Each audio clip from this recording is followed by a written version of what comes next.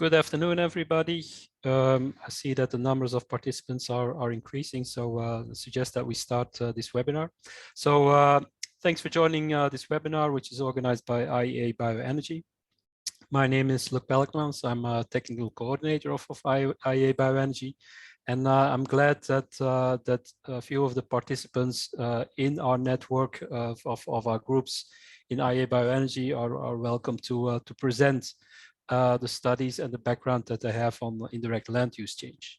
I have to say this is a cooperation of people which are involved in a few of our task forces, a task force on biomass supply, which is task 43, and our task force on sustainability, which is our task 45.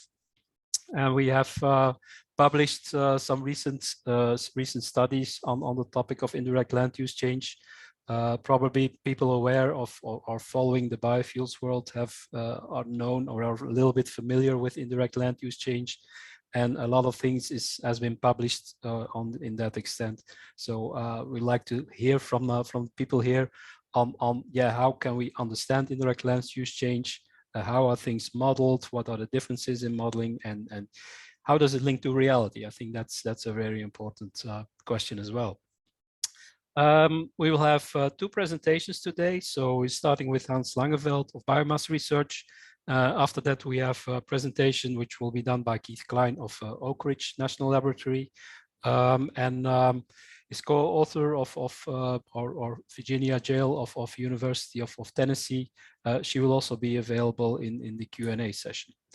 Let me just remind the participants. So if you have a question, please use the Q&A box, the Q&A field to enter questions. There's also a chat box, but this is more to say welcome on to say greetings and hello to everybody. But the Q&A is really the part that we will deal with at the end of the presentations. So to start, I welcome Hans Langeveld to the floor to give the first presentation. So Hans, are you there? I am. Okay, I see you. So if the presentation is up, then I suggest that you start. So the presentation will start from your side, correct?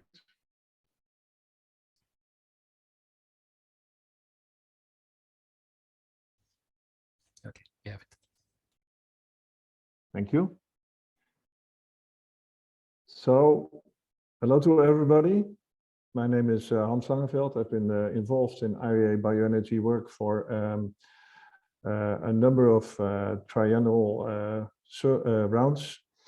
And part of our work started a bit earlier than this, was on the modeling of land use change. I had a report done before where we found that there were quite some interesting things going on, especially in the US, but also in Europe and other countries after the introduction of the biofuels policies. So we decided to really zoom into this with a number of people, and we focused on the US for 2005 to 2015. And what you see here is the result of that analysis. Next slide, please. So in the presentation, I will give a little bit background on indirect land use change and the way that is modeled or the way the analysis are done, then present the analytical framework that we have developed, and that will go step by step through the potential impacts of increased biofuel productions, in this case in the US. Then we'll focus on two types of narratives or two types of analytical consequences. One is focusing on trade and market, and the other is more focusing on internal adjustment, and we will explain to what is. We give some examples of studies just to see how that looks like, and then end with the discussion and conclusion. Next, please. So indirect land use change is very difficult, and the modeling of land use change, or even the assessment quantifying land use change, is extremely complex, especially if you want to really look into what's happening locally. In this case, that would be, let's say, the domestic markets of corn, ethanol, and other corn use in the United States, and also the international impact. And in this case, we will focus on Brazil, but Brazil is just one example, because basically after the national effects have been assessed, you go globally. There's also a lack of consensus on how to do it. There are quite a number of studies. We've seen some changes. I think Keith will present some of the overviews on that. We started with the, let's say, the annotation that we think the tools and the data still need more attention, more improvements. So sometimes the debate goes into the approach or the model, then it can be a bit nasty. I won't go into that. I won't try to do that. But there are some issues, especially when it comes to the way LCA, for example, is addressing indirect effects. But basically, the corner, the center of it is that we cannot measure that because it is always a multiplayer, multi-commodity and multi-policy arena where things are occurring in real time. Next, please. So in our analytical framework, we start with the policy in the US and then go through a number of steps where we can change. So let's see the changes that this policy can have. So we'll look at ethanol production, and apart from that, we'll go into the corn market. So there's the corn use in the US, and finally, what impact that can have on trade. And then from the US, it can go global, as I said, and we'll just focus on Brazil, but this is just to make it a bit more simple. So within the US, you will see that the corn production will go up after the policy has been implemented. It has affected corn prices, but it also has affected other markets of corn, because corn is very wide use in the United States, including food and feed and other other commodities. In the end, that would arrive at changes in the trade flows from the US to the global markets. And if the trade will change, then other economies like Brazil, but also like other countries in the south of, let's say, South America, but also globally, can respond. Next, please. So this is what we see here. In yellow, there's, let's say, the ethanol and corn ethanol elements. First, we have the ethanol production. So after we get the policy in place, we see an increase of ethanol production, and that is made from corn, which means that the corn market will respond. So more corn will be produced. Maybe the corn yields and the corn area will have to be adjusted, but also corn prices are expected to be affected. Then we can have a direct effect after the crop prices and the local prices in the United States have changed into the trade volumes. So that is what you see by 6. And there we go blue. But we can also have, and you can see that on the right, adjustments in the land use and the animal feed markets. Once it gets to the trade in the US, you can see that we go from yellow and blue into green, because then other markets, as I say, can respond, and that can end up with an increased, for example, increased corn production, increased corn area, and therefore land use change, including deforestation. Next one, please. Yes, so this is the ethanol production. You can see that we go to the corn production. Next, please. That will affect the prices, because when you have a higher demand, then the crop price is going up. And then we can go into trade. Yes, next one. And expect an effect in the end in land use change. So this would be the indirect land use change. But what we often see is there's not much attention to the blue area within the domestic production area of the United States. Next, please. So that is where we have adjustments of other feed use, so the other corn use, including animal production and crop area. Sometimes this is included, but very often the focus is very much from corn production prices directly to trade and then to Brazil. Yes, next, please. So we identified 2 narratives, or two production, let's say two explanations or areas where lenses maybe where the direct and especially indirect land use change following the introduction of a biofuels policy, in this case in the US, can be assessed. So the first one is focusing on trade and market response.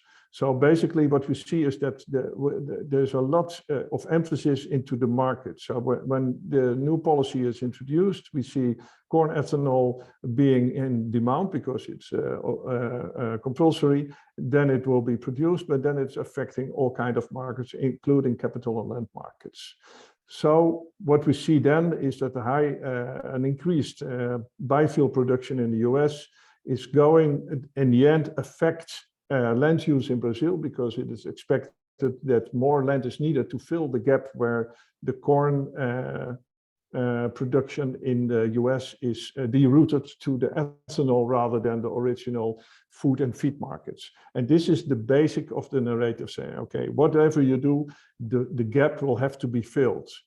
In the end, it is, if we put it very blunt and very brief, we can see that the US is a deviation of a part of its corn, and countries like Brazil that still have the opportunity and the ability to increase their output, increase their crop area, then will respond. And that is the indirect effect. Next, please. The other lens or the other narrative is putting more emphasis on internal adjustments, in this case in the US. So that can be in the US corn production, including the crop area, but especially also the yield, but also other corn users in the US, including other markets. So that is a slightly different approach. You can have both. So this is just to show that there are two, let's say, extremes, and the one extreme would be expecting a lot of internal adjustments. So the capacity, the output of corn can be increased by several ways, and we can explain that a little bit. But for example, what we observed in the report we did before this was a replacement of wheat in the US by wheat area by corn area.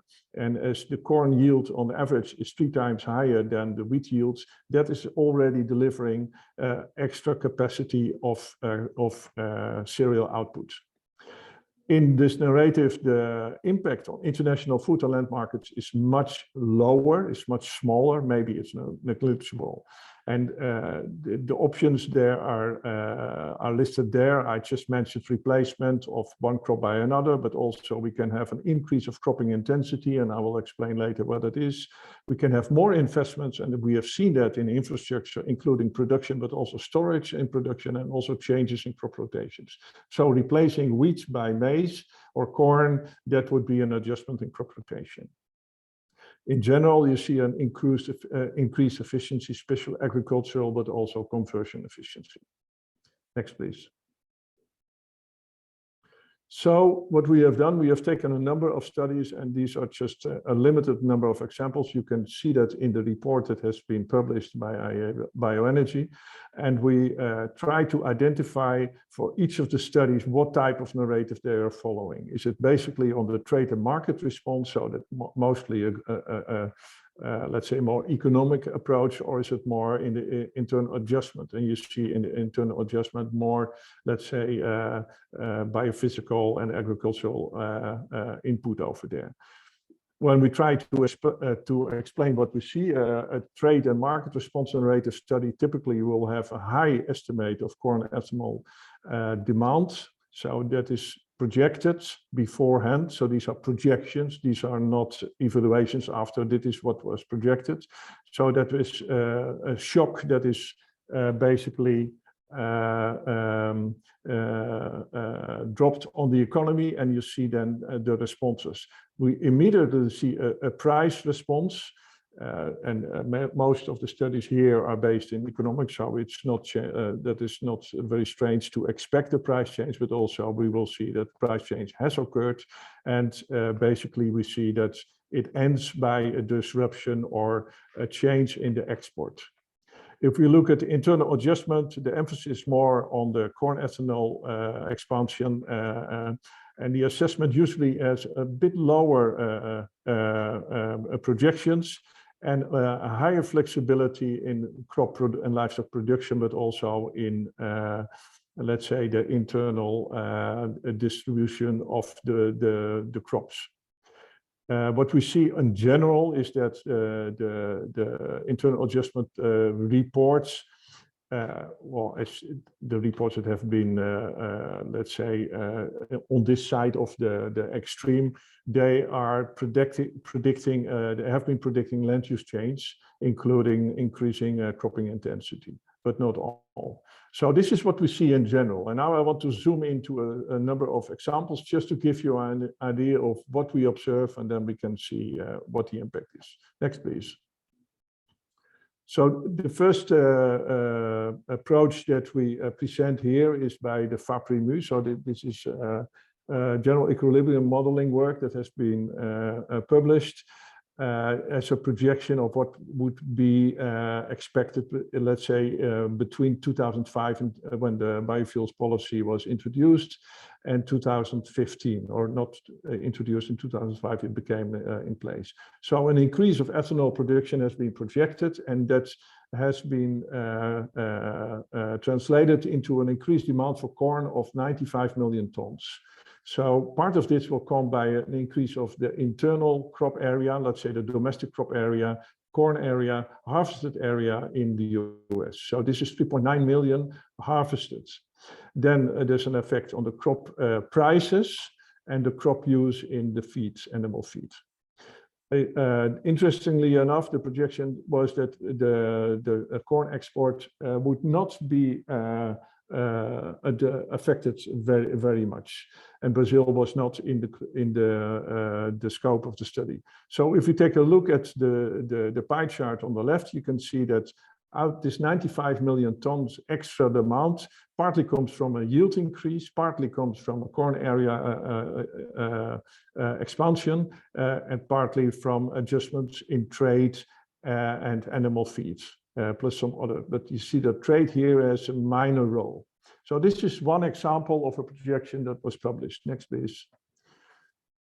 Another one is the famous paper by Searchinger et al., where they clearly also take the trade and market response as a starting point. So you can see that the projected demand for corn, or the use for corn in ethanol, is higher. So in this case, it's 138 million tons that was projected, and part of this will come from yield improvements, but also from area increase. But you see here, as compared to the previous one, because of the price increases, that the exports of corn and of livestock production was projected to drop, and dramatically. Corn with 62%, so that is really a lot.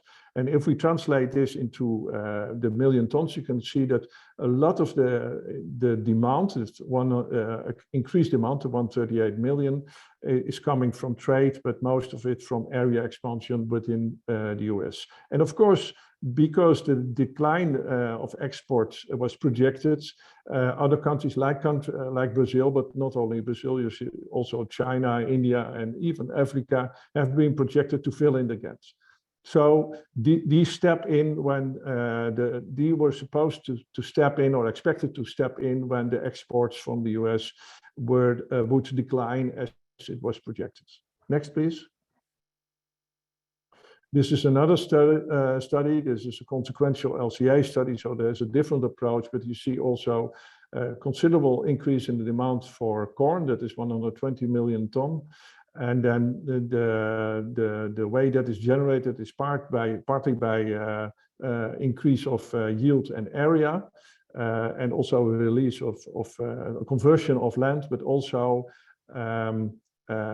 major changes in the trade. And the trade does also include different commodities. So this is quite diverse. And that will be followed up not only by Brazil, but by other countries that has not been filled in here. So you see here that trade again, and animal feed and yield increase are major factors providing the resources that are needed to generate the ethanol production. Next one, please. This is another one. This is maybe more, let's say, into the internal adjustment arena as well, or narrative. The increased of corn demand because of ethanol production expansion is 55 million tons, was projected here, and that was be mostly covered by yield increase. So this is a much more, let's say, agronomic focus in the explanation of the, let's say, the projection of the impact and the response. And you can see also the area. So in here, there is even an increase of corn products because of the distillers grain. So that is generated by the ethanol industry. Next, please. These are statistics for the US over this decade, 2005 to 2015. So you can see that the corn use for ethanol was increased by 92 million tons. So the various studies are quite near to that. Some are higher, some are a bit lower. We also have noticed an increase of the corn price, but that the price have been fluctuating since, and there are many factors that are apparently leading to that. So it's very difficult to see what part of the price increase was remaining and what part was really to be attributed to the corn ethanol expansion. So we also see some adjustments in the animal feed industry, and the impact on the corn export again is quite small. In fact, it's very small. So, and on the same time, we see that in Brazil the corn production has gone up. So, to summarize, the ethanol production has led to an expansion of corn use, increase of corn use. The corn area went up, and some internal changes have done. So we see yield and area are major contributors to this, to cover the extra 92 million tons. And trade did not play a major role. This is in 2015. There have been some fluctuations, but we did see price changes, but we did not observe a major drop in the exports. But at the same time, the corn production in Brazil did go up by 50 million. So these are two changes that have occurred simultaneously. Next one. So the limitations of, let's say, the approach that is presented here, I've shown some of the studies. We have a few more studies in the report, but for the sake of the briefness, I have not presented them all. This is for 10 years, so it is only for one country and it's only for 10 years. So maybe since 2015 it could change. I don't expect so, but well, we just present the data here for 1 decade, and also it could be different in different countries. We depend on national statistics, and these are animal statistics, so we have to be very aware of that, because animal statistic does not reflect the changes and the dynamics within 1 year. So that is, I think, an important limitation if we try to look at this. But this is what all the studies also present. Crop prices, as I said, they are not stable. They're showing a lot of fluctuation because there are many other factors. Even if ethanol would be a big one, other factors like drought, we had a major drought, I think, in 2012, and also maybe, let's say, weather fluctuations around the globe. So there all are major factors that influence the prices at the same time. It's very difficult to divide or to separate it. One big limitation is that when all the projections are done, they assume that, for example, trade flows are adjusted. They assume that global markets are working, and they're working perfectly. So this is, of course, not the case. So there's always a certain restriction, and we're not much. I'm not sure to what effect this is really having an impact on the projections. But it's interesting to see. One last point is that we can see and observe, as we said, an increase in Brazil at the same period where we had an increase of corn use for ethanol in the US. So one might think that these are related. I don't think so, because they should have been related via the trade flows, and we did not observe that. but they are occurring simultaneously. So that certainly is a point. And in the next slide, I wanted to just to show some work by Oladosu. Next, please. Yes. So this is about a causal analysis. This is one of the chapters in the book. I was part of the study, but most of the work was done by Debo Oladosu. I find it very interesting. On the right, you can see some evaluations. Basically, what was done, you can see that on the graphic on the left. The tests were done using data statistics of different indicators. Tests were done to see if a causal effect of any changes between the pairwise pairs of indicators could be found, if that would be more than just incidental. So this is a statistical approach. It is far beyond my statistical knowledge. I can tell you it's called the range of causality evaluation. And if you look at the gray arrows, you can see here that in the middle we have ethanol production by using corn. And then you can see the arrows. So the ethanol production was affected by the policy. It did affect corn supply on the right, for example, and also corn supply seemed to have an effect on the corn use for ethanol. So that is new. At least was new for me. And you can see on the left, when you look at the middle, you can see that there's no effect was found between corn supply and ethanol production, but also no effect between corn prices and ethanol production. Sorry, there was an effect, but only one way. So ethanol production was affected by corn prices, but did not seem to affect the corn price by itself. So this is a statistical analysis. It doesn't mean that there can be no effect, but it is the first of its kind, I think, for as far as I could see, and I find it very interesting. Again, it doesn't mean it cannot happen, but it was not found in this study. Next, please. So where we are now? We have two main narratives, and we have used them to take a look at different modeling studies and modeling exercises that projected the impact that the biofuels policy would have had. So this was all done before, so we are not blaming anybody, we're not saying it's good or bad, we're just trying to learn, because there's such a dispute in the arena on what indirect effects are and whether or not some things are occurring.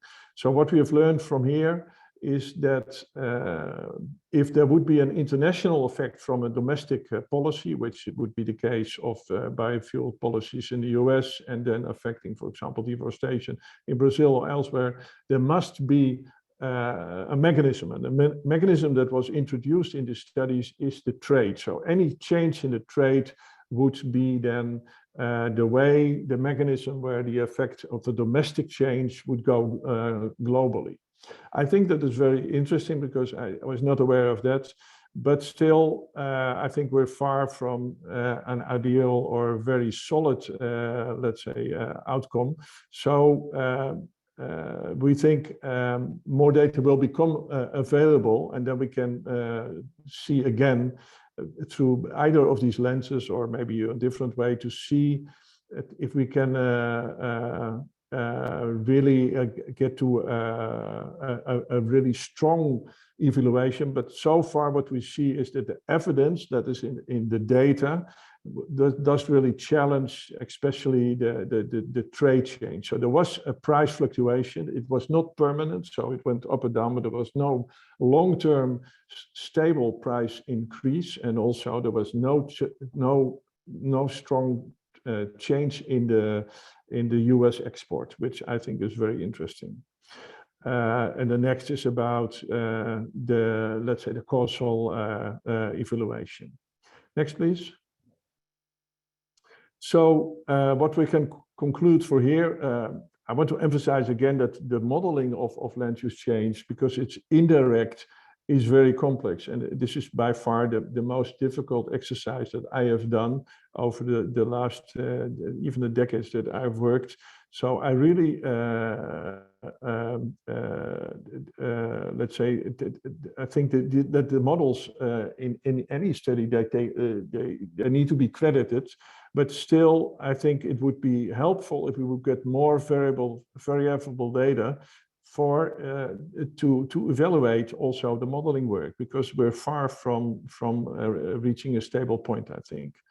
So we would be happy to get a better validity test of the tools by as a way to measure the effect of policy on land cover, and also to measure the effects of biofuel production on land cover.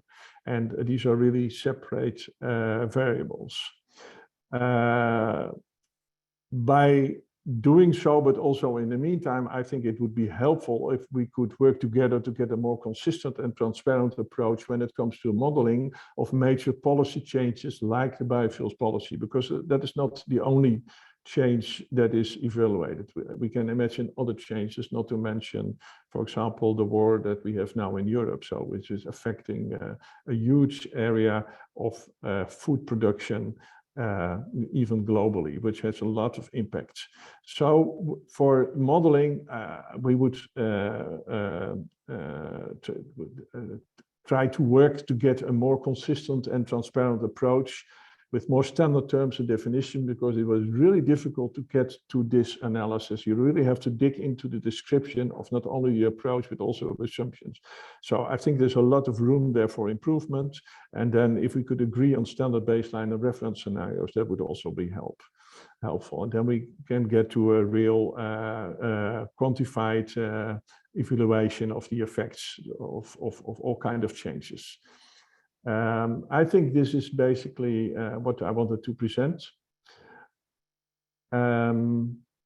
Luc? Yes, thank you, Hans. I think it's very interesting work, and I know it was a very big job also in the past years to derive some of the main conclusions, and I think it's also quite important to bring this message out. Also, just indicating that the report that you presented is also available on IEA Bioenergy website. In the web page of the webinar, we will also put a link to this report. So next to the presentations, you will also have the link to the report. So thanks again. I see there's quite another number of questions in the Q&A. We can't deal with them now. I suggest that they will be taken in after the second presentation. But meanwhile, so people can still write questions in the Q&A, and maybe the presenters can also answer some of them in writing, and some of them will be picked up in the Q&A at the end of this session. I won't be there because I will have to leave in half an hour, but I guess you all will cover the Q&A after I left. So I invite Keith now for his presentation. So I think I see it appearing. Okay, it's there. So go ahead, Keith. Okay. Thank you very much. It's a real pleasure to be here. And I think I saw 221 participants, so a really good turnout. I'm honored to see everyone joining us. Thank you so much to IEA and the technology platform and Luc for your leadership. Let's see if I can advance slides here. What happened? Okay, so in this talk, I will briefly review some of the definitions for land use change and indirect land use change, because the terms and definitions are important for doing evidence-based analysis. And that will help explain why some of our calculations of land use change are so difficult. We'll examine some of the differences, not all, between modeling and reality. And then the most important part, I think, is to discuss how we can move forward constructively. Because to be honest, we've been talking about this for about 15 years quite intensely, and I think there's still work to be done. So could we launch a quick poll now, please? This is just to see where our audience stands on some possible types of situations that occur in real life, and there's many, many more, that may or may not be considered land use change. And we just wanted to get an idea of what the audience thinks about these situations.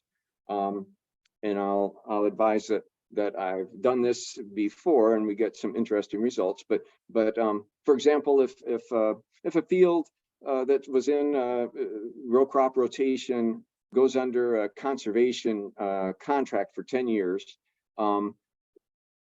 is that a land use change in the transition to that conservation contract? And at the end of that period, oops, let's see, not advancing here.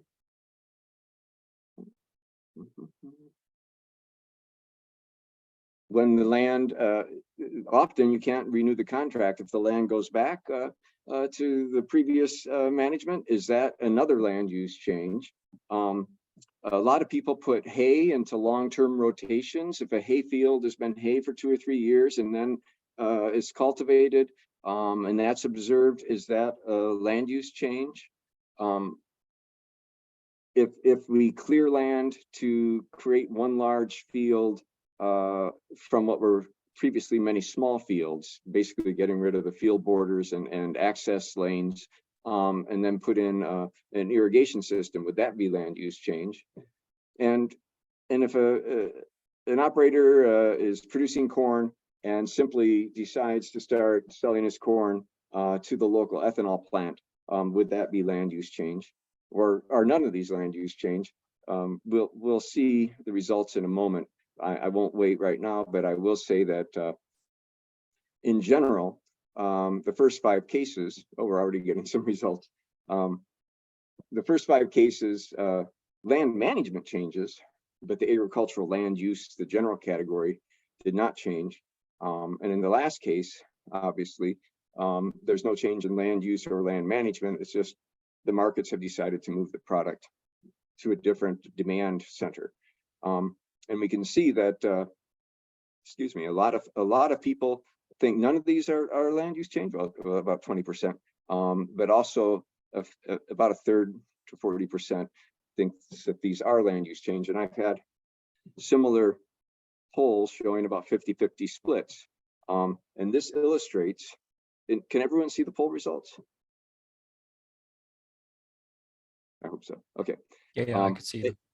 Okay, great. So this just illustrates how complicated and difficult this is, because there's not even agreement on direct land use change.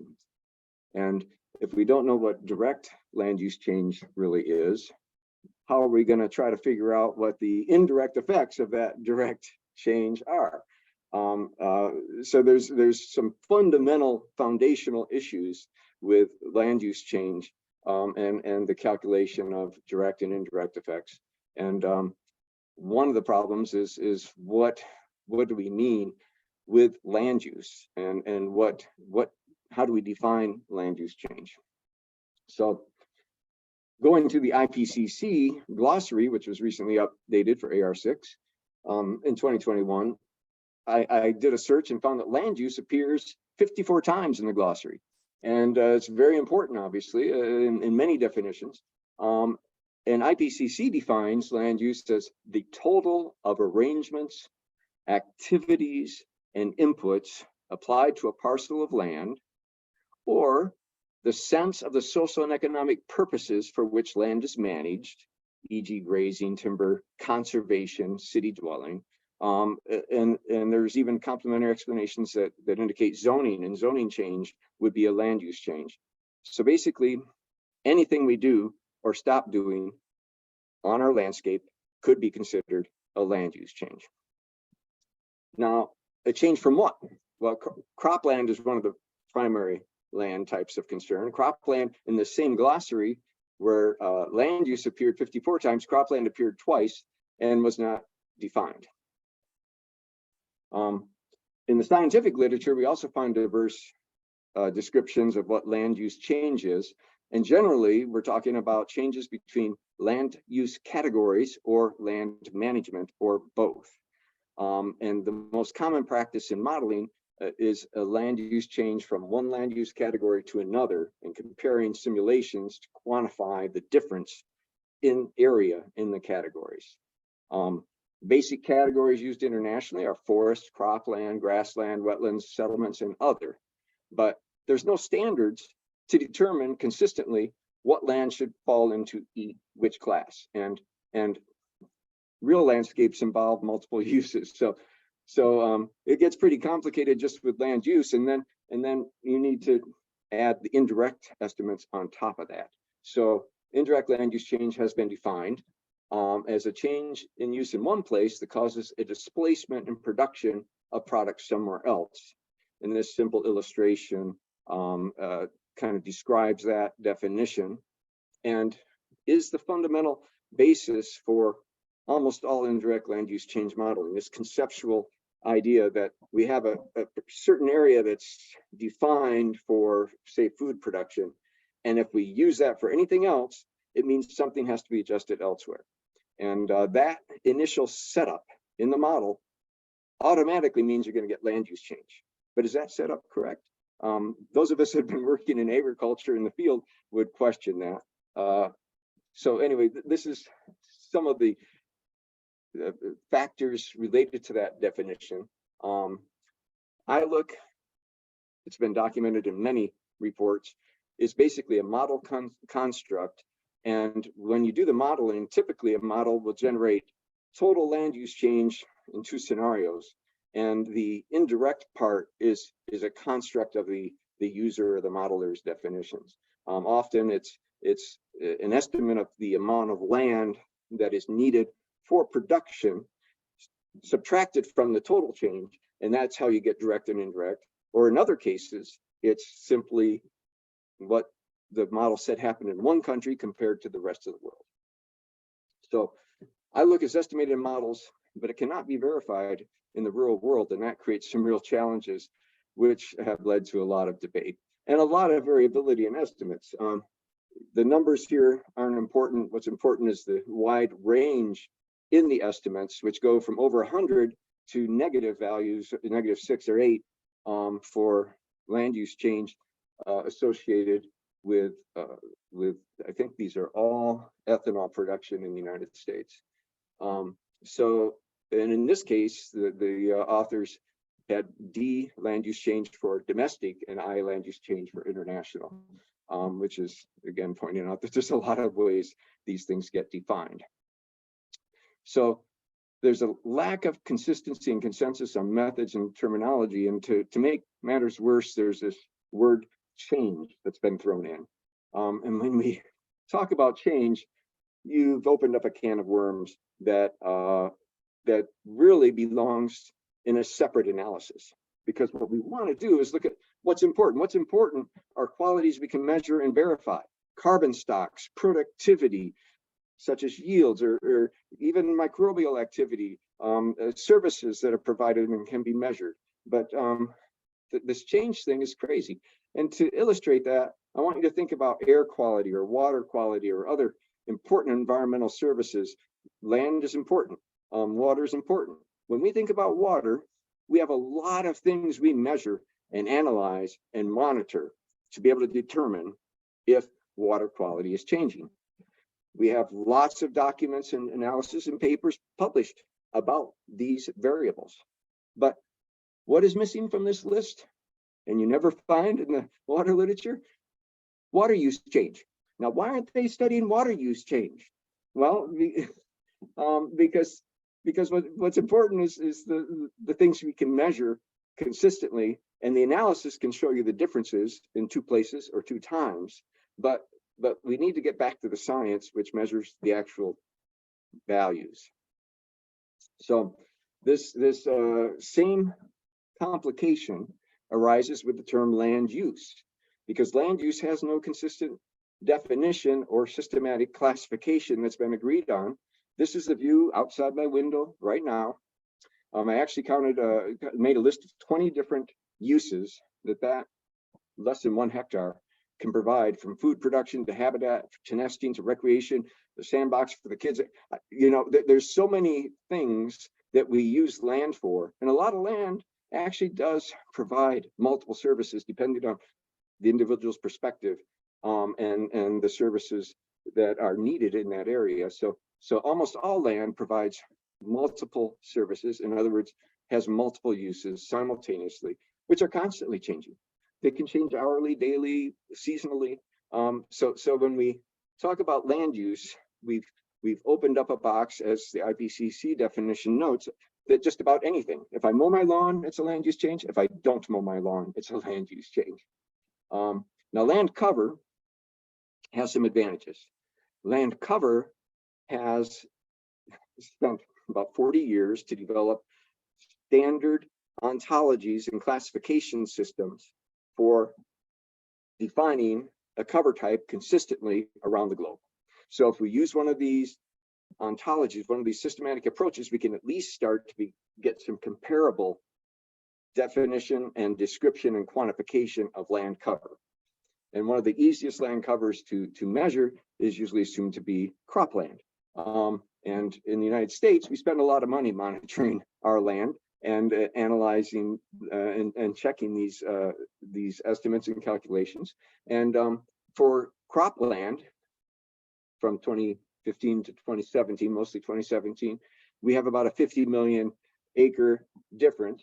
That's not really a problem. But it's much larger than the amount of land that's estimated to be perhaps needed to support the RFS, for example, in biofuel production as a result of policy.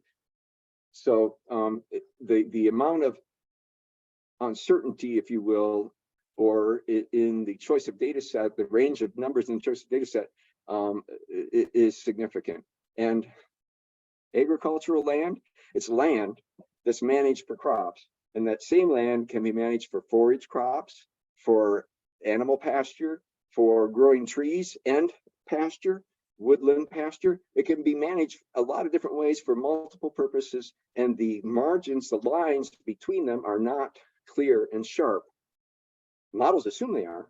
They assume this many exactly is this and this many exactly is that. And any change is a land use change. But in practice, it's not like that. The actual amount depends a lot on the spring weather when planting season comes, and the amount harvested depends on the weather and whether there was a drought and it's even worth harvesting. So the numbers that are generated by different statistics vary greatly with a lot of different factors. This is just another example, and the slides will be available of how two common land use cropland data sets in the United States vary over a relatively limited amount of time. And this also underscores one of the issues you get when you look at 2-point comparisons, just looking at 2012 to 2017 or 2007 to 2012. What's important is understanding the variability and the trends in the data, not simply a difference between two numbers at 2 points in time. Then, to further complicate things, if you really want to do indirect land use change, according to the definition, it's something where land use in one place causes an effect, a displacement, and an effect somewhere else. And that causal relationship is not easy to verify. There are tools to do it. Epidemiology has done an excellent job of developing a whole science of causal analysis to look at cause and effect. Does smoking cause cancer or not? How do we know? Well, we collect a whole lot of data. We know who has cancer. We collect a whole lot of data, and we analyze the statistics, and we can get some numbers. But you have to be very clear about what the effect is, where it occurs, who has cancer. And there's been many cases where in epidemiology, they could not determine cause because the effect, like Legionnaire's disease, wasn't initially understood. And until they understood exactly who had it and what the symptoms were and separated out who had it and who didn't, you can't figure out the causal relationship.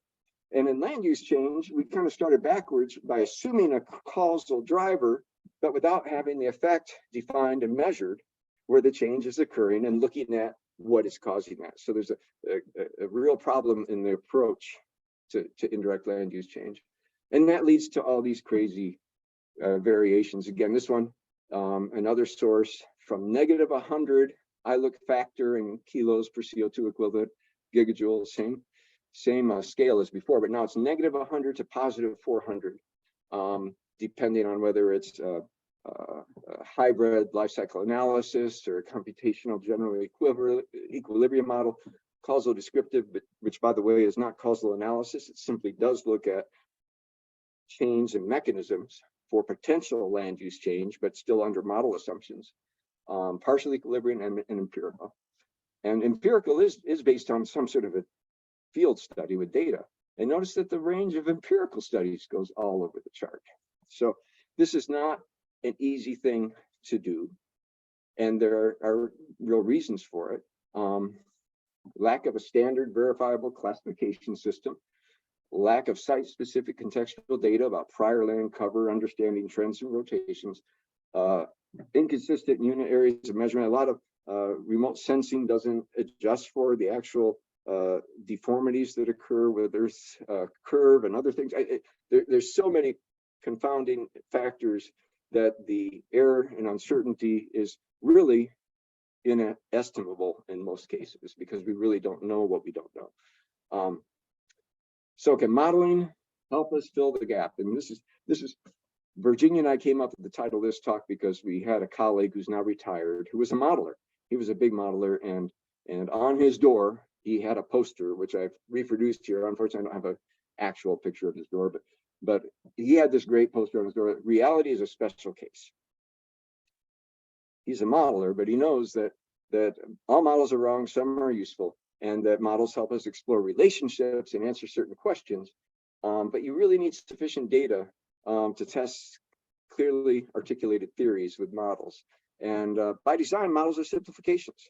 The context matters, and reality is almost always a special case. It's different from what the model is predicting.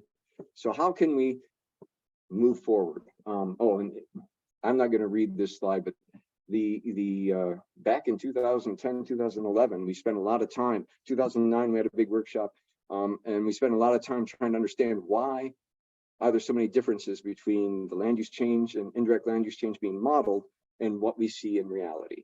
And these are just a short list of categories of issues. Land use change model, they assume that the land is owned by someone who's making rational decisions to maximize profit on the land based on managing it as forest or agriculture or specific crop. I spent 24 years working for the United States Agency for International Development, trying to stop or slow down forest loss, forest degradation, and to support community development in these frontier areas. And I can tell you, that has nothing to do with what's happening out there in the field. The reality is, when you get out on the ground, if you're able to get out there, because it's difficult and dangerous to get out where the actual frontier and clearing is taking place. But if you're able to get out there, and I was lucky, I had counterparts in the countries I worked where we were interested in slowing this down, so we're out there studying it. You find a similar process in most cases that begins with extraction of natural resources of some sort, or a big new government project, sometimes for colonization or sometimes a development project. But it starts with something of high value. It's not about growing crops per se in almost every case. It's more like oil and gas. The fossil fuels we're trying to replace are a big cause of historical opening up of remote forest areas to deforestation. Once you open those areas up with access, we have a lot of models, and someone asked the question, are there models that you can use with data to get better answers? Yeah, for deforestation, we have some very good models that show the biophysical conditions of land, characteristics of land, access to land, amount of forest available, quality of that forest, and we can predict where deforestation will occur. Crop commodity markets are not any part of those models because they are not part of this initial process, which starts with high value extraction, logging often, and then followed by slash and burn agriculture, then followed by land speculation markets, and then informal land markets, and then eventually, and this can be decades, 50 years later, you start getting infrastructure and roads and maybe legalization of land And then people can start thinking about maybe investing in managing that land for some sort of crop or production. This is where the models are simulating choices, rational decision making, but it's way after the deforestation has taken place. I can't tell you how many times, but many times when I get out to these areas and I talk to people, we're trying to work with communities, with the people that are out there. And we tried everything. We tried giving them land titles, major projects to give poor farmers who were clearing land title to stabilize that frontier. We tried giving them technology and tools and sustainable, we call them ILUC, integrated land use management plans. Rodale Institute helped. We did lots of things. We spent millions of dollars. But the question I always got is, what can I grow here that I can sell and make a living? Something that'll keep us going here. And the answer was that without market access, there's not much you can do. But you can keep clearing land and someone will pay you for that. So it's the lack of market demand, the lack of market access that was causing more and more land clearing as the last resort. It's not easy. It's illegal in most cases. It's dangerous, but at least you get paid for that. So that the modeling that I encountered when I came to the United States was kind of flipped upside down. It's lack of markets are causing clearing. The models assume that this market demand is causing clearing. There was a contradiction there. And that's why we have such variable estimates. And I just shook my head as I reviewed, this was a while ago now, but the LARC AL paper in the US on land use change and the renewable fuel standard. And then following that 25-page paper or so, there were about 100 pages of exchange between the authors and scientists and researchers, rebutting the facts, providing data, providing statistics, and never reaching agreement. The same thing happened in 2009 when we hosted a workshop. We spent 3 days and then tried to develop programs to address these land use change measurement issues. And after almost 15 years, I think we need to ask, are we asking the right questions? Are we taking the right approach? And I think there are some better questions we could be asking that would be more constructive and productive to address. Like thinking about what are the site-specific practices that work best to increase productivity and improve environmental services, such as carbon storage on managed land. How can we create incentives for that? Understanding the actual carbon content above and below ground and what management practices influence that, it has value, and we can measure and verify that. To my, I guess, satisfaction, I might say, I have seen, finally, after many years, growing consensus that this ILUC modeling enterprise and industry perhaps is an emperor with no clothes. The PBL, Netherlands Environmental Assessment Agency, and some of their staff presented to the EPA a summary which concluded things like efforts to improve the modeling over the last decade or so have not provided and are not expected to provide more definitive or likely ILUC factors. The mean value of an ILUC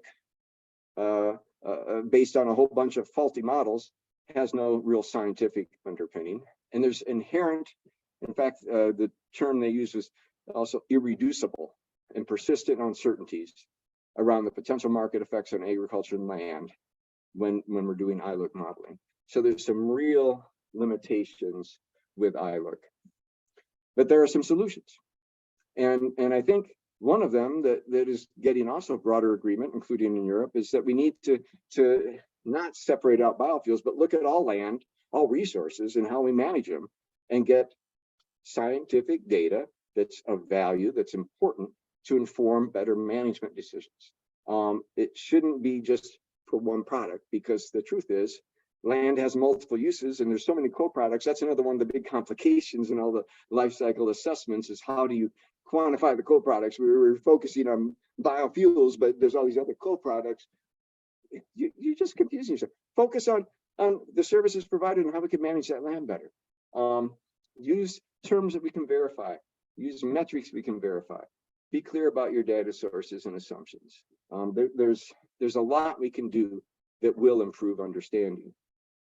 So my conclusion is that to end this debate and the controversy, we need to basically change the paradigm and stop trying to chase land use change in ILUC and instead focus on land cover, land qualities that we can verify, and land management, which is a little more complicated but important because it affects the other two. And we can get a systematic approach to land management measurement. But we need to work with the stakeholders to verify that we're actually choosing the factors that are important to them, because it takes time and money to measure things. We need to measure what's most important. We can't measure everything. And then we need to share validated data on these factors over time, so we have a historical baseline, so we know where we're at, because we don't even have an agreement on that when it comes to land use changes. There's no agreement on what the past land use change was. So how there's no agreement to where we are right now. So we can't really move forward until we redefine what it is we're looking at and get a valid historical baseline. And then ideally, a community-based, community-developed projection of future business as usual for these factors that are important, so that everyone, when they do analyses and studies, they can say, well, what if we did this? And they compare it to something that's standard with data that is a common comparator, so that other studies can be compared with yours. It's not the land use change in models that matters, but how the land cover, the land qualities, and management on the ground all interact that matters. And I'm afraid we've lost public confidence in the science of land use change for some good reasons. And so we're going to have to engage the public in the process to improve confidence over time. I think it's possible if we focus on verified standards for assessing cover, management, and land qualities. That's never going to be possible if we keep trying to do land use change in ILUC. Thank you very much.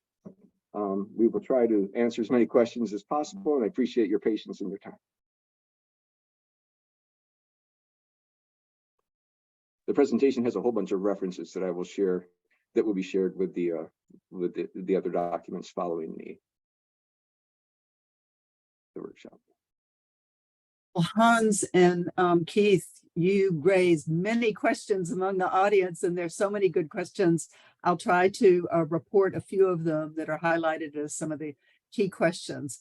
One of them early on is, how were models that did not predict the outcomes accurately from 2005 to 2015 seen in the biofuels community? Are they considered unreliable now? Would their research still stand in academia? That's a good question. I think that models are models, and I think with experience we're learning that we need to rethink the approach taken by those models and calibrate them with better data related to verifiable, quantifiable metrics. Land use change is not that, but land cover could be, and land qualities like carbon stocks could be. So we do need, I think we need to transition from the paradigm of land use change modeling to a paradigm that better reflects what's important.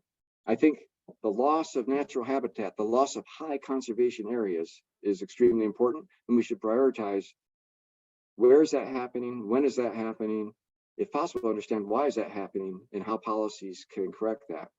The policies that I've seen for land use change are making it worse, speaking frankly, in my opinion. If you've got a problem somewhere, just saying, okay, we're not going to import palm oil for biofuel anymore. We'll import it for everything else, by the way, but we're not going to import it for biofuel anymore. You just pulled the rug out from under a whole group of people that were working to make production more sustainable with palm oil, that were working hard because they had to make it more sustainable for the biofuel market. They didn't have to for the rest of the world and the rest of the market. So think about the impacts of your policy. The unintended effects of trying to avoid unintended effects of land use change could be significant. And we need to get back to what's important. Are you trying to conserve the forests and people's livelihoods? Are you simply trying to feel righteous and justified that, oh, we're not a part of that problem? So Hans, please comment. I think the models are still considered valid and they're still used. And I don't think that's necessarily a bad thing. I just hope there would be a bit more transparency about the way things are operating. I once gave a presentation and somebody stood up and said, well, I didn't hear anything new. And he was a modeler using GTAP models. So these are trade-based models. I think it's good. But it's not perfect, and I would rather have a bit more transparency about the limitations and assumptions, especially when it comes to, for example, cropping intensity. And I think that would solve a lot. And I agree with Keith that when it comes to policy and the way you base policy on model outcomes, we should be a bit more careful, because what we want to do is solve deforestation. And if you're not addressing the core of the problem, with your policy, I'm not sure that you will realize the objective that you have. Thank you. Here's another question. You mentioned that some ag land was modified from wheat to corn. As corn has doubled productivity, the same land could continue to provide the same amount of food while providing biomass for bioethanol production. However, corn and wheat are not the same product. So is this also not an indirect land use change?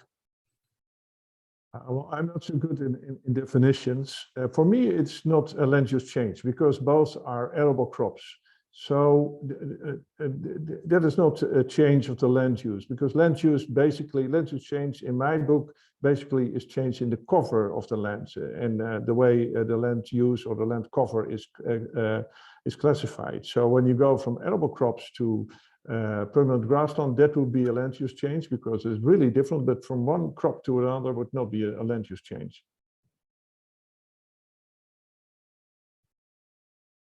And I was just going to add that, you know, a lot of the models, they're not necessarily bad models per se. They just were developed, calibrated, and validated for slightly different purposes and then adopted. So, for example, a lot of the equilibrium models are very good when it comes to illustrating what could happen if there's a sudden shock in demand or supply in a system, such as happened with the Ukraine war, or such as happened when Russia or China suddenly changed import or export policies. Those unexpected shocks cause ripple effects throughout the world in the price for those affected commodities. The models work for that, but the connection between that and land has never been properly validated.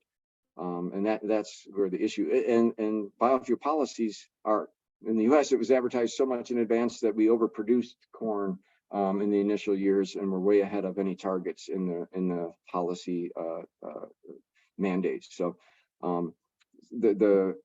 we have in many parts of the world, we have an agricultural system that could be more efficient and can be much more efficient under the right incentives, but it's subsidized and using available land because that's the easiest and the least risk.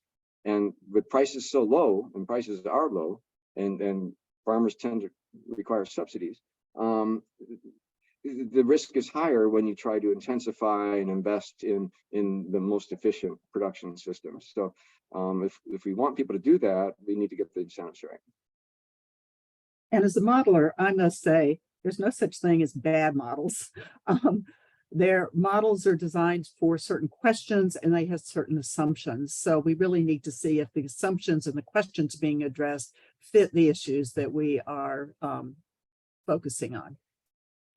So another question is, are the impacts of urban sprawl and large-scale implementation of solar and wind on fertile ground in the US considered in any of these models?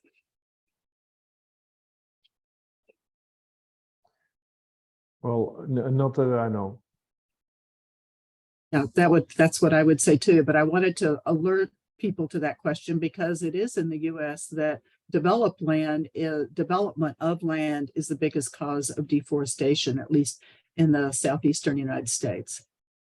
There's a really good question here at the end I wanted to ask. Given how uncertain these estimates are, what is your suggestion to biofuel regulators who are tasked with quantifying ILUC today? Can you repeat the question? Given that how uncertain the estimates are, what do you suggest to biofuel regulators who are asked to quantify ILUC? Well, what I've learned from ILUC, well, my suggestion would be that we do a global assessment, not an ex ante national assessment or assessment of the US or EU policy. So why don't we do a global assessment of changes in the way that food is produced, feed is produced, and that also ethanol is produced? Because that is, it will take some work, but when we have a good modelers and data management expert, I think can be done very easy. What I've learned is that one thing we overlook, and I was surprised to find that, is that cropping intensity is going up. I have data only until 2005, but I really saw a difference since, let's say, the years before, let's say, the last millennium, sorry. So I think the cropping intensity is one thing we're overlooking. I would definitely do a global analysis of that, apart from the type of national or more regional analysis that we are doing now. Did you want to comment, Keith? I just think that if regulators need to take a step back and look at the data and think about what's the important question. What is the purpose of this ILUC factor? And I think they need to rethink how to best achieve that purpose, because the ILUC factor is not serving that purpose. So I think it requires some reflection in the whole policy framing. That's my personal opinion. Okay. To what extent has non-ethanol use of corn grown over the last 10 years? I saw the question. Thanks. I need to check that. Let me see. Can you answer that, Keith? Can you repeat the question? I'm out of sync with where the questions are, I guess. It's asked by Adam Brown at 9:34. I'm kind of picking the important ones that I see. How much has non-ethanol use of corn grown over the last 10 years? That's a good question. I think that the growth of corn and soybeans, if you look at it not over just the last 10 years, but over the last 40 years, has been quite consistent in the United States, and I think in other countries like Brazil and Argentina. In other words, as another commenter mentions, corn and soybeans tend to be grown in rotation. They complement each other, and both have found a lot of global markets for a lot of different uses and a lot of different processing. And there are substitution capabilities between, for example, the corn meal and the soybean meal and DDGS, which is a co-product from bioenergy. So my understanding and recollection from looking at the data is that the trends have actually continued at about the same pace when you look at the long-term trend as before. But what has changed is in some countries like the United States, we hit what Don O'Connor called our peak beef demand back in the late 1970s and early 80s. And so demand for beef per capita has fallen, and the feedlot efficiency has increased incredibly. So the requirements for certain feed demands have diminished. The demand for high fructose corn syrup, another co-product from corn, has diminished. And so we've ended up with corn supplies looking for markets. And I think that the ethanol market has helped fill that, has helped absorb that supply, at least in the US. But I'm not sure if there's a global analysis of all corn uses. I doubt it's changed much over time, but yeah, we'd have to look at that data more carefully. Okay, this question comes from Walter Elverstein. Hello, Walter. And it's to Keith. And Walter asked, with respect to palm oil, what do you think about the EU plan to disallow the use of oil palm residues for SAF production in the EU? Yeah, personally, I would prefer for the EU to engage with the industries where they're, the residues are from the oil palm production, which is 90% of which goes to edible oils and cosmetics and other goods that Europe does use. So I think it's a bit short-sighted to say we'll take that, but we won't allow the use of the residues. I think a better approach would be if you're going to import anything at all, then work with the industry to try to get it as sustainable as possible. And that means getting down and working with the people on the ground, the local organizations and communities. So here's a good question. How do you think recent satellite surveillance data, such as offered by ESA, should be integrated into these kinds of analyses? I think that they're highly useful and absolutely should be integrated. And that's part of, in my presentation, the risk-based assessment approach needs to be informed by as close to real-time monitoring as possible. We need to know where our high-value conservation areas are, places like peatland or high carbon stocks or habitat that's important for biodiversity conservation and other services, watershed protection. We should have those areas clearly delineated, and any intrusions that are observed should be investigated. And I want to add to that, any satellite data, it's really hard to pick up land use. What you're really looking at is land cover. And there have been attempts to quantify land use, but they really need to be ground truthed in order to understand what the land use or the land management is. So that's where these definitions Keith talked about are so important. Thank you, Virginia. That reminds me, one of the biggest misinformation things out there, in my opinion, is that because when land is first cleared, it appears like pasture. The assumption is that a lot of clearing takes place for cattle. My experience on the ground is that that's not really the case, but cattle might be put on that land to help claim it, to help say, this is mine. But it's really, if you look at the economics, they've got one head of cattle per 10 hectares or something. It's not really being managed for cattle production. It's being managed to claim the land. And the classification systems, they say forest or crop or pasture. They don't have claim the land as a category. So we don't see, reality is a special case.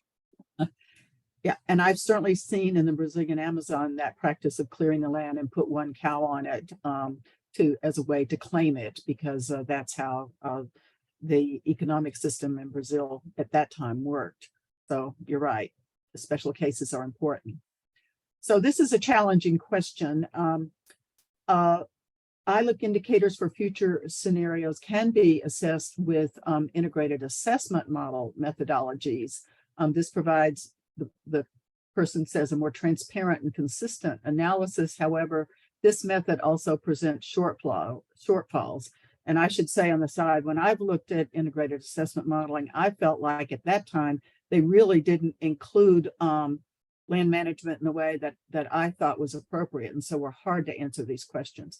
But I'll ask you, do you think that both LCA and integrated assessment modelings could be integrated to address some of these questions? I will note that the report I cited from the Netherlands Environmental Assessment Agency digs into this quite extensively. And they found that it had basically the same limitations as the other ILUC estimates, but for different reasons. However, as presented, it is important to try to get more consistency in our analysis of what's actually happening on land in these global integrated assessment models. And the classification of land cover and carbon stocks, these factors that we can verify, we need to try to try to verify those and keep improving that data set and make it available for all the communities for analysis. And I think that would really help improve both sector specific or policy specific assessments, as well as the global assessment approach.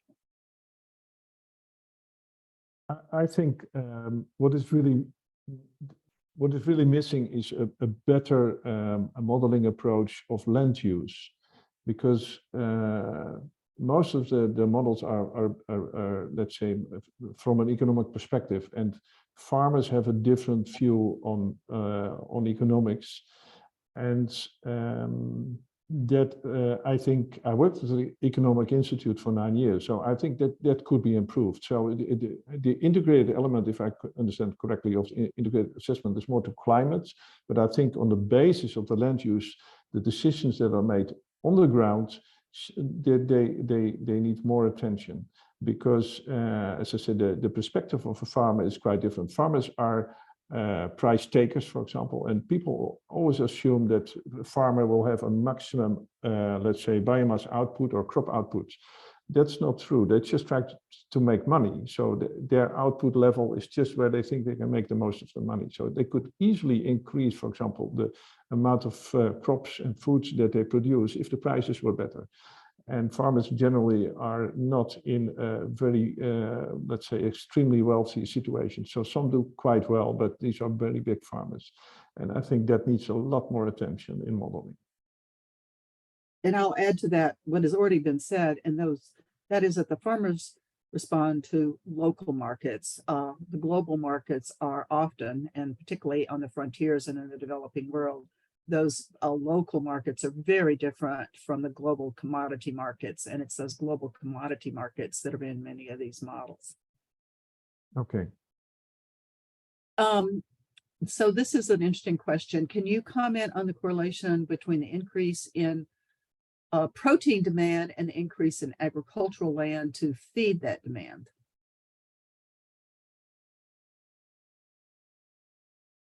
This is very broad. So I assume protein is mostly animal protein. That is probably the background. So I think, please redefine, is it total protein or just animal protein, and what type of land use? Well, when I was thinking about this question, without defining that, it's important to make clear what DDGs are that we didn't define, and it's Distillers dried grains and solubles. Right, which is animal feed, basically. So when it's a highly concentrated. When you produce ethanol from corn, you are producing animal feed. And so there is a correlation between ethanol production from corn, at least, and feeding animals, which provide that protein. Do you have anything else to add, Keith, to this comment? No, but we need to get good data on the actual land that's being used to produce protein, and I think if you analyze that, you'll find that we're at least able to manage land much better. And I think that, like the World in Data series shows, total agricultural land is steady or declining, even though a lot of new land is being cleared. A lot of other land, as someone noted in one of these comments, is being abandoned due to mismanagement. So we don't really have a lack of land, and we don't really need more land for agriculture. We simply need to manage the land that's already been disturbed a whole lot better. And that's why the incentives should focus on land management improvement that we can define and verify has an impact on productivity and soil carbon and other factors that we agree are important, rather than trying to throw out factors for ILUC. Let's focus on things that we can actually provide the incentives to the farmers to do better and to learn as we go along. And I think we can only learn as we go along if we have verifiable data to compare with what we expect to happen. And ILUC doesn't work for that, for the reasons explained. Okay. What about if we use dedicated bioenergy plants like poplar and salix? Would either of you like to address that? That is to produce ethanol, I assume. Bioenergy, I'll make it general. Bioenergy. Well, what about straw? I mean, to my surprise, still at this moment, straw is being burned also in Europe, not just in India, where it's done to a large extent and it's really causing problems. And this is straw and this is feedstock that can be used. But farmers have to get rid of it. But it's also done in Romania, what I've learned. So that is a no-brainer, if you want.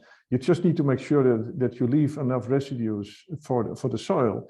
But if you burn it, why not use it for ethanol first, for example, or any other products, and then maybe then burn it or use it in another case.